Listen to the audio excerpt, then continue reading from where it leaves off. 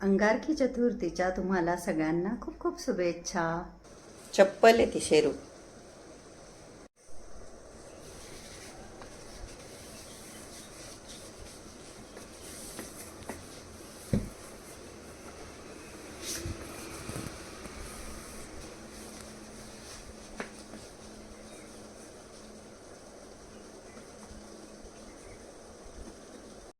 Hello everyone, good evening all. आपल्या super Maugham या YouTube चॅनलवर तुमच्या सगळ्यांचं अगदी मनापासून स्वागत. आणि आज आहे मंडे.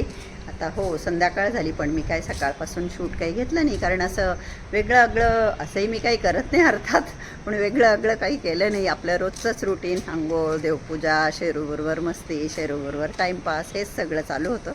तर आज ना मला संध्याकाळी जरा बाहेर जायचं होतं, म्हणून म्हणजे मी दर सोमवारी शिवलीला अमृतचा 11वा अध्याय वाचते, किंवा म्हणजे आपण काय माझ्या सेवा आहे स्वामी चरित्राचे 3 अध्याय वाचन असो, किंवा मग हनुमान चालिसा, ते सगळं मग मी जरा लवकर केलं, कारण मला बाहेर जायचं होतं. परंतु मला ज्या व्यक्तीला भेटायला जायचं होतं तिचाच मला मेसेज आला की तुम्ही आज नाही उद्या या, म्हणून मग माझं कॅन्सल झालं जाणं. पण मग मी वाचन वगैरे करून घेतलं, आरत्या वगैरे करून झाल्या. 6च्या आत माझी संध्याकाळचं सगळं देवांचं पूजन वगैरे झालं. तर मी आता खाली आले एका कामानिमित्त. गेटवरून एक वस्तू आणायची मला, आणि त्याच्यानंतर मी लगेच घरात आल्यानंतर उपवास सोडणार आहे. म्हणजे 6:30च्या आत माझा उपवास सोडला जाईल, कारण मी लंच बनवून ठेवलं होतं आणि कोणीच जेवायला आलं नाही. प्रतीक तर नाहीच आहे, माझा उपवास. तर मी ती वस्तू घेऊन आले गेटवरून की लगेच उपवास सोडून घेणार आहे. शेरूला काय झालं आहे, काल पण दिवसभर झोपला आणि मग रात्रीचा मला त्रास दिला. आज पण आता दिवसभर झोपला आहे तो, म्हणजेच तो रात्री मला आज पण त्रास देईल म्हणजे येऊन उठवतो, पायांना चावतो, हातांना चावतो.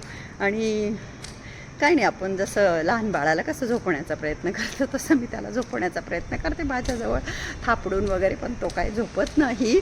तर बरीच माझी झोप डिस्टर्ब होते, पण ठीक आहे, लागता त्याला सवय लागेल किंवा मग मला सवय लागेल. तर चला आता गेटवर पोहोचली आणि टोटो आली आहे या शेरूबरोबर खेळायला. काल टोटोची छोटी बहीण आली होती मिष्टी, टोटो आली नाही काल. आणि हा बघा, हा नुसता झोपतोय. तिने उठवलं, त्याला आणलं जबरदस्ती आम्ही हॉलमध्ये की बाबा थोडासा उठ आता, खेळतोय मस्त. आणि टोटोकडे रॅबिट आहे ग्रे कलरचं. काय नाव आहे ग त्याचं? शंभू. आणि तुझ्या चॅनलचं? Shambhu the rabbit channel. Shambhu the rabbit असं तिचं देखील यूट्यूब चॅनल आहे. त्याच्यावरती फक्त तो जो त्यांचा रॅबिट आहे ससा ग्रे कलरचा, त्याचेच फक्त व्हिडिओ पोस्ट करत असते. मी पण पहिले छान आहे, क्यूट, आपल्या शेरूसारखाच आहे.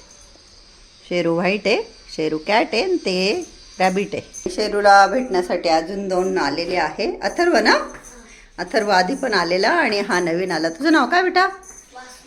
वासू. किती छान नाव आहे तुझं. मराठी बोलतो का तू? मराठी हिंदी? अच्छा, वासू. स्कूलमध्ये पण वासूच आहे? स्कूलमध्ये काय? अद्रित. अद्रित टफ नाही आहे थोडं तुझं नाव? मराठी समजते तुला? अच्छा, सरनेम क्या है आपका? हाँ, संदिल. अच्छा, फर्स्ट नेम तो बहुत टफ है बेटा. अद्रिल ना? अद्रित. कभी मीनिंग पूछा है मम्मी से या पापा? तुमको पता है आपके नाम का मीनिंग क्या है? रेयर मीनिंग है. अच्छा, मतलब आप रेयर हो. अरे वाह, व्हेरी गुड. आणि मी मस्त चष्मा वगैरे लावून चक्क यूट्यूबवर मूव्ही बघत होते मी. 7च्या आत. ॲक्च्युली यूट्यूब स्क्रोल करत असताना आपण एखादा शॉर्ट बघितला की मग नंतर परत आपल्याला तेच येतं परत, नाही का? तर मी 2-3 असे शॉर्ट्स बघितले होते त्या मूव्हीचे. मग मला सहज इच्छा झाली की बघू बुवा. तर छान होता मूव्ही. मी मूव्ही बघत होते आणि हे बघा, मी मूव्ही बघता बघता माझं बाळ, माझं शेरू इथे टिपॉयवर. मग मी पिक्चर बघता बघता त्याची लाड करत होते, कपाळावरून त्याच्या डोक्यावरून हात फिरवत होते. सारखा झोपतोय. मी त्याला बऱ्याचदा उठवण्याचा प्रयत्न केला, परंतु काही नाही, तो झोपतोच परत. तर माझं आत्ता 9:15 वाजले, मूव्ही संपला आणि तो मस्तपैकी झोपी गेला. मी त्याचं असं अंगठ्याने त्याच्या कपाळाला मसाज केला की त्याला खूप छान वाटतं. तर मी ते पिक्चर बघत बघत ते करत होते आणि तो अंगठ्याचा मसाज करत करत शेरू आपला परत झोपी गेला. मी आता उठते, जरा स्किन केअर वगैरे करते. सकाळी एकदा आवरलेलं असलं तर मग त्याच्यानंतर डायरेक्ट झोपतानीच मी फेस वॉश वगैरे करते. आणि हो, एका ताईंचा कमेंट आत्ताच मी वाचला की तुमचं ऐकून मी 1 महिन्यापासून डॉट अँड कीचे प्रोडक्ट यूज करायला लागली, तर खरंच खूप छान आहे आणि माझ्या चेहऱ्यावरच्या पिंपल गेल्या. तर मला एवढं छान वाटलं, कारण मी तर काही प्रमोशन वगैरे नाही केलं. मी जे वापरते ते मी शेअर करत असते. तर त्या ताईंना पण ते प्रोडक्टचा एवढा छान फायदा झाला की त्यांच्या पिंपल गेल्या. तर मला खूप छान वाटलं ते ऐकून, नाही का. कारण की एक काळ असा होता की माझ्या स्किनवर सुद्धा खूप प्रॉब्लेम होते. म्हणजे जेव्हा प्रतीकच्या वेळेस मी डिलिव्हरी झाली, माझं आत्ता मध्यंतरी मी असंच फोटोंची बॅग काढली आणि फोटो बघत होते, तर माझा पूर्ण चेहरा, दोन्ही माझे गाल असे पुळ्यांनी, अक्षरशः पिंपलने असे गच्च भरले. इतकी डेंजर अवस्था होती. तर जेव्हा कधी आपल्या चेहऱ्यावर असं काही डाग असतात, आता असले तर त्याला काही करू शकत नाही, खूप वाईट नका वाटू देऊ. मग डार्क सर्कल असतील, पिंपल स्पॉट असेल, पिंपल्स असतील किंवा अजून काही असेल, तर आपण ट्रीटमेंट घ्यायची, काळजी घ्यायची. तर तेव्हा मला अक्षरशः म्हणजे असं विचारलं जायचं की काय झालं आहे तुझ्या चेहऱ्याला. आणि मी काय केलं होतं माहिती का, आता 25 वर्षापूर्वीची गोष्ट. मला ना एक आजी बोलल्या की मिरे असतात ना, मिरे, तर ते जमिनीवर असे घासायचे रॉकेल टाकून. इतका भयंकर प्रकार मी केला होता, विचार करा, बावळटसारखा. तर मी ते मिरे, मातीची जमीन, मातीचंच घर होतं आय थिंक, तेव्हा आईन त्यांचं घर होतं की नव्हतं मला आठवत नाही, परंतु हो, जमिनीवर मी रॉकेलमध्ये ते मिरे असे घासले आणि गालांना लावले, तर अशी स्किन निघून गेली होती. तर मला कोणी पण विचारायचं की चेहऱ्याला काय झालं.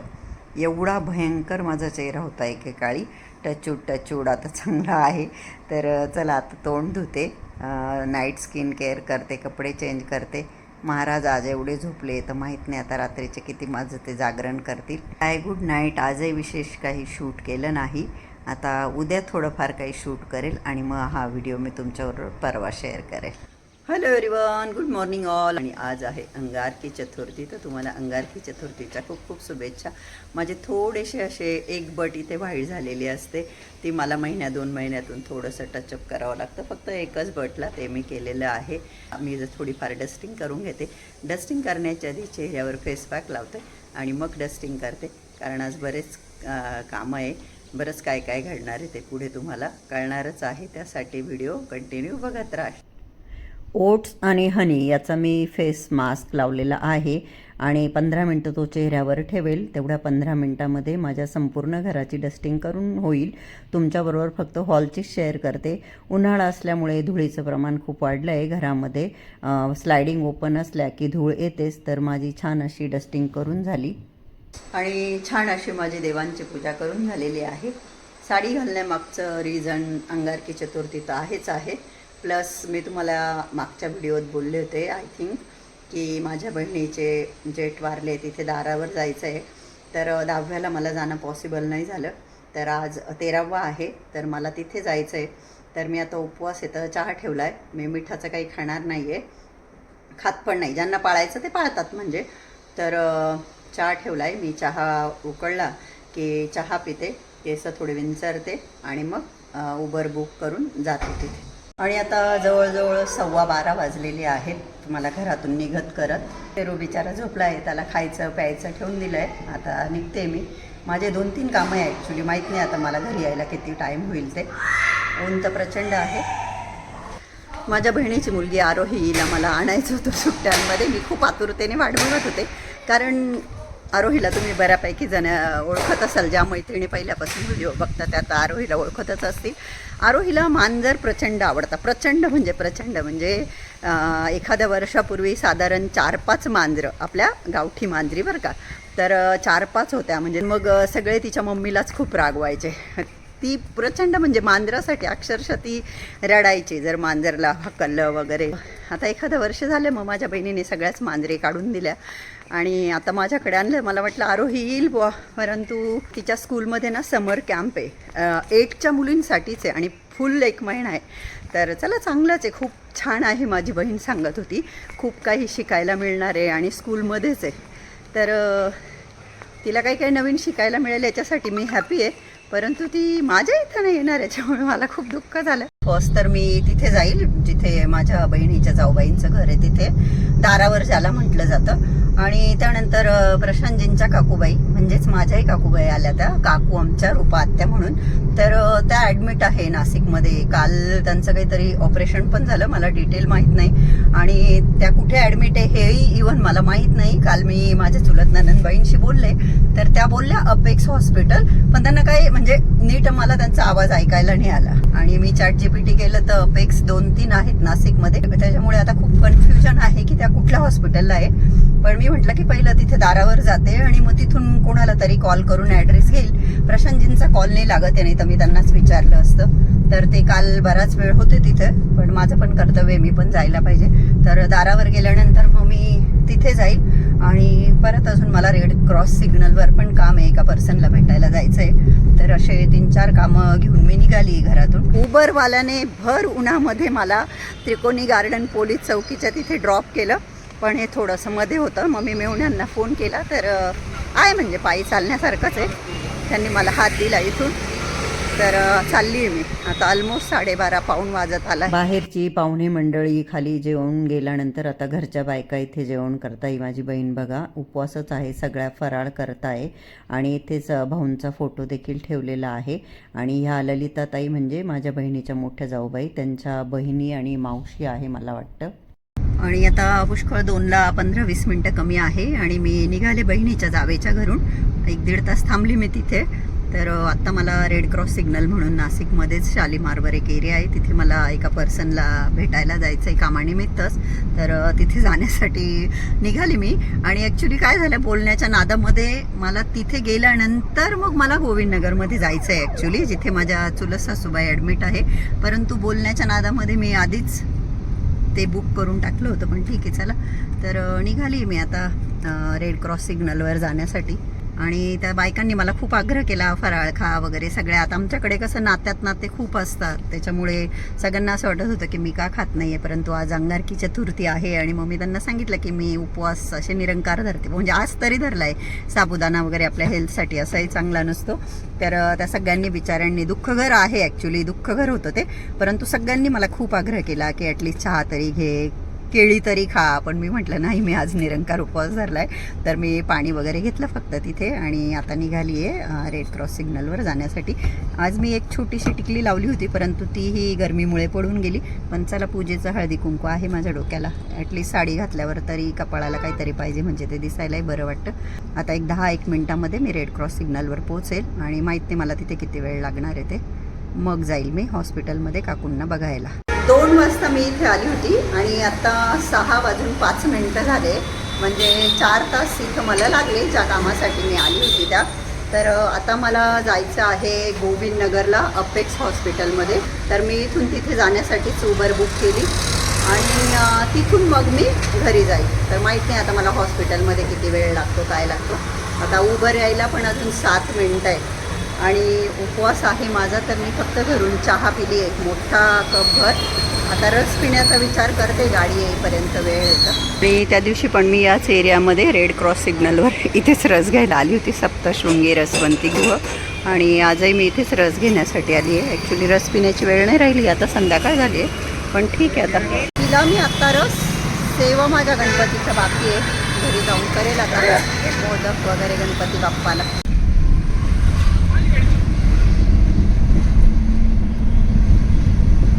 हे अपेक्स वेलनेस हॉस्पिटल गोविंदनगरमध्ये आहे हे हॉस्पिटल. आणि तिथे आली मी आता बघते काकू कुठे ॲडमिट आहे, काय त्यांच्यावर कोणी गेल्यानंतरच कळेल. रिसेप्शनवर चौकशी केली असता कळालं की काकूंना ICUमधून रूममध्ये शिफ्ट करण्यात आलं आहे. इथे त्यांनी फरची पुसली म्हणून त्यांनी मला थांबवलं, पण आजी काय थांबायला तयार नाही, आजी मात्र गेल्या. निघाली मी काकूंना बघून. आता 6:15 वाजलेले आहे. माझे दीर जे होते काकूंजवळ ते मला सांगत होते की थांबा वहिनी थांबा, कारण नंदा वगैरे येणार आहे. ते नेहमी जात असेल म्हणूनच सांगत असतील ना. गाडी आहे खाली, लेफ्ट गेला असता रस्ता. जस्ट या गाडीने आली मी आत्ता घरी.